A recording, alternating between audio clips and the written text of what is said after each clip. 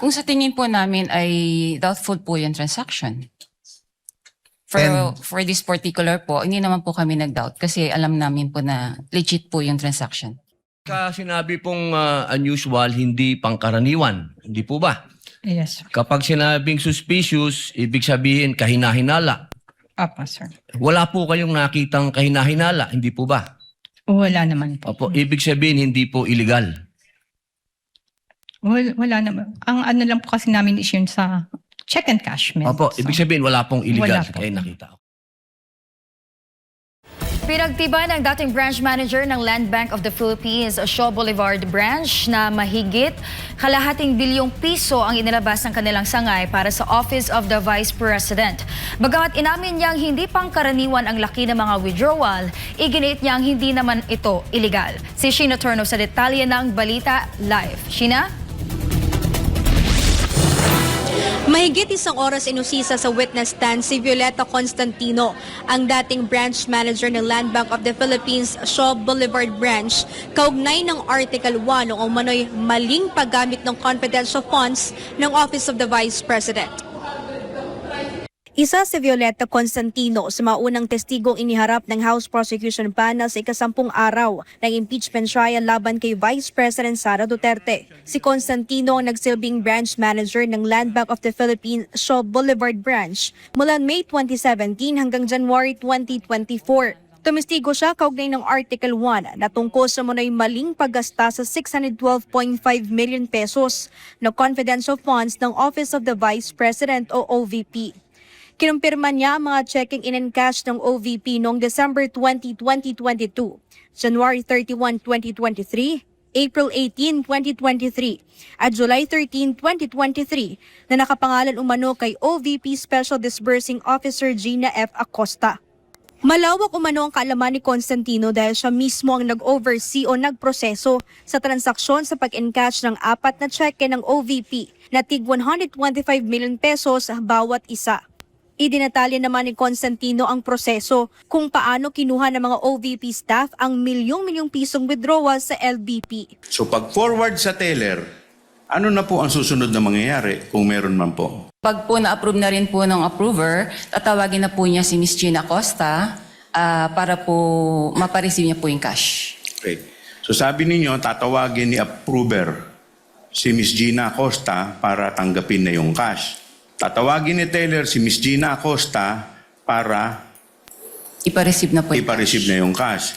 Ano na po ang susunod mangyayari? Since malaki din nga po yung amount, ina-guide po si Gina Acosta papasok po sa backroom para po doon i-release yung cash. Dagdag pa ni Constantino, inilagay ng OVP staff ang mga pera sa 3 hanggang 4 na kasing laki ng gym bag. Sa kabila nito, hindi na nagsagawa ng cross-examination ang kampo ng depensa ng Vice Presidente. Sa halip, naghain na lamang ito ng manifestation para sa stipulation, kaugnay ng mga nabanggit na tseke.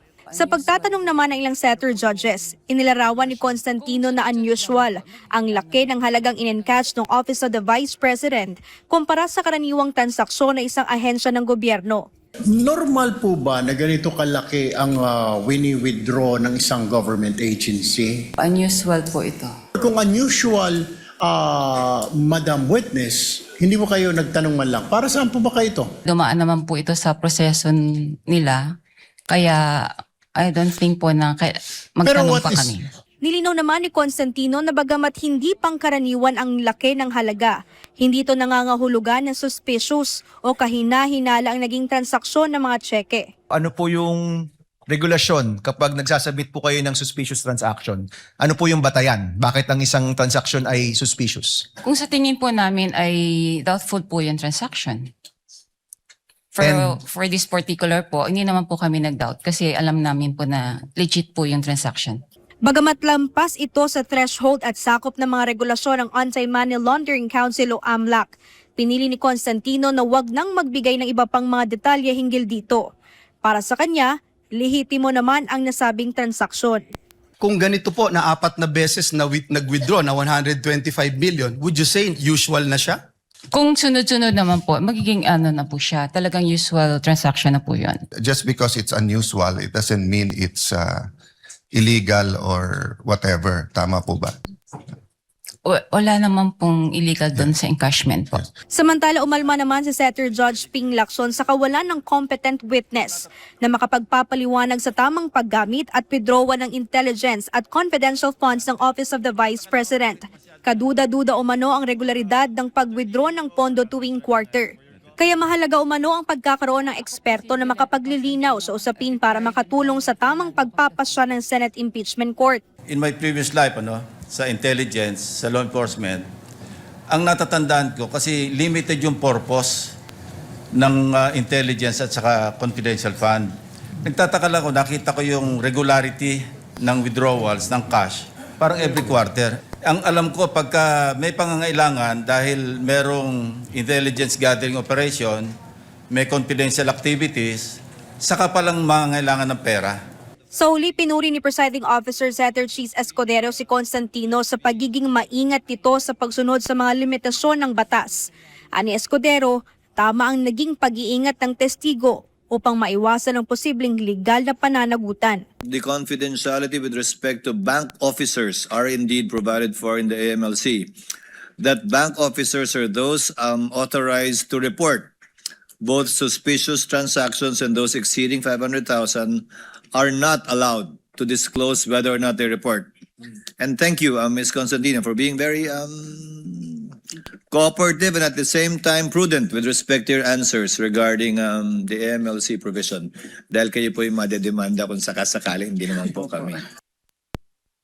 Hiniling ng prosekusyon sa Senate Impeachment Court ang paglalabas ng subpoena para sa mga testigo sa susunod na linggo. Kabilang dito ang dati at kasalukuyang State Auditor ng Commission on Audit o COA at isang director mula sa House of Representatives Information and Resources Management.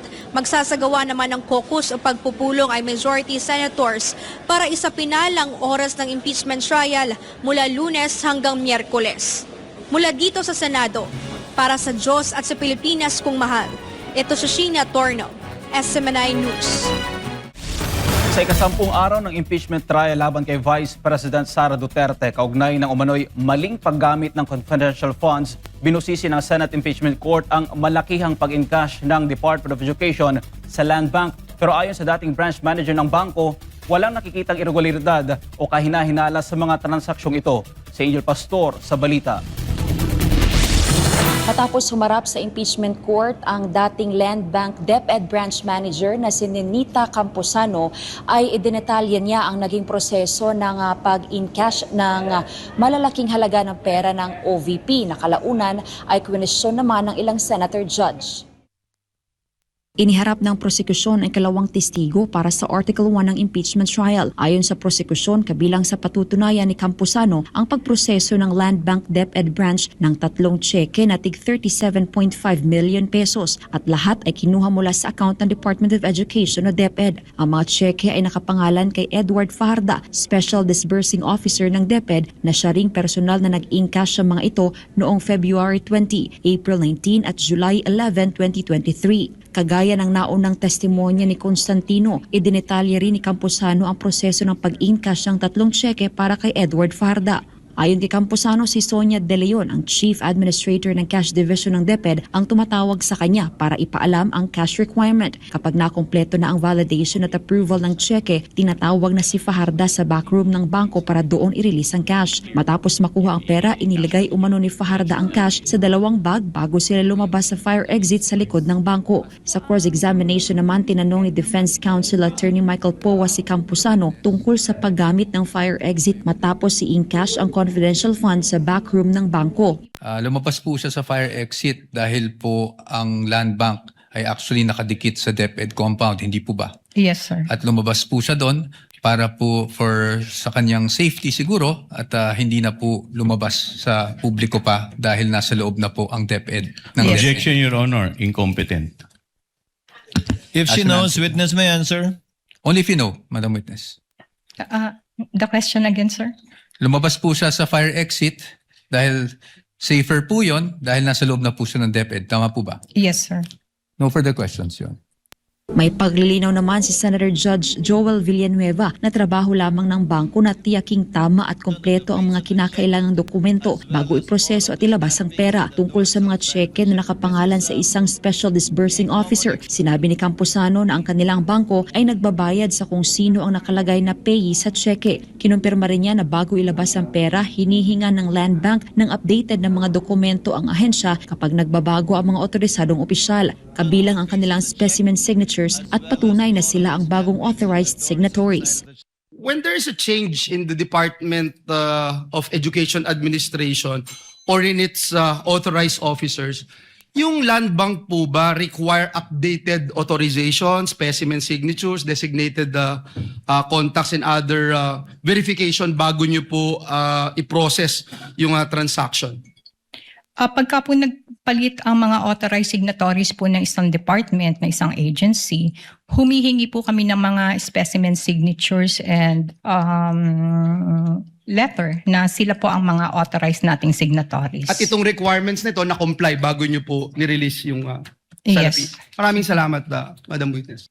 Kunesyon naman ni Senator Judge Amy Marcos ang dating pahayag ni Camposano sa pagdinig ng House Committee on Good Government noong Nobyembre 2024. Ayon kay Marcos, sinabi noon ni Camposano na regular na nangyayari ang naturang mga transaksyon. Ngunit sa kasalukuyang impeachment trial, tinawag naman ng testigo na unusual o hindi pangkaraniwan ang malakihang withdrawal ng Department of Education.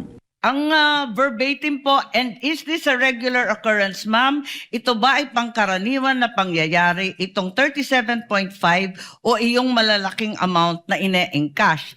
Ang sagot ni Ms. Camposano sa House, Good Government, yes, ma'am. Nais ninyong paliwanag po? Kasi iba ito kesa sa sinabi ninyo kanina. Ang malalaking withdrawal po ay usual lang. Hindi siya unusual sa branch. May both private and government. Nagwi-withdraw po siya. May mga malaki pong withdrawals. So may malalaki talagang withdrawal na nagiging regular occurrence at paminsan-minsan, whether private or public, yan ang ginagawa sa branch po ninyo. Kaya nga lang, hihingi kayo ng cash allotment kasi hindi naman kayo nagtatago ng ganun. Nilinaw din ni Senator Judge Robin Padilla kay Camposano ang pagkakaiba ng unusual at suspicious batay sa mga transaksyong kanilang pinag-uusapan. Dahil sinabi ni Camposano na wala siyang nakitang kahinahinala sa mga transaksyon, iginiit ni Padilla na nangangahulugan itong wala rin siyang nakitang illegal sa mga ito. Sinabi pong unusual, hindi pangkaraniwan. Hindi po ba? Yes, sir. Kapag sinabing suspicious, ibig sabihin kahinahinala. Apa, sir. Wala po kayong nakitang kahinahinala, hindi po ba? Wala naman po. Opo, ibig sabihin hindi po illegal. Wala naman. Ang ano lang po kasi namin is yun sa check and cash. Opo, ibig sabihin wala pong illegal. Wala po. Kaya nakita. Okay. Sa ngayon, 2 testigo na ang naisalang ng prosekusyon dito sa Article 1 ng impeachment case laban kay Vice President Sara Duterte at sa mga susunod na linggo ay magpapatuloy ang presentasyon ng prosekusyon ng kanilang mga testigo. 31 days naman ang kanilang hiningi para talakayin itong Article 1 ng impeachment case laban sa Vice Presidente. Mula dito sa Senado para sa Diyos at Pilipinas kong mahal, Angel Pastor, SMNI News.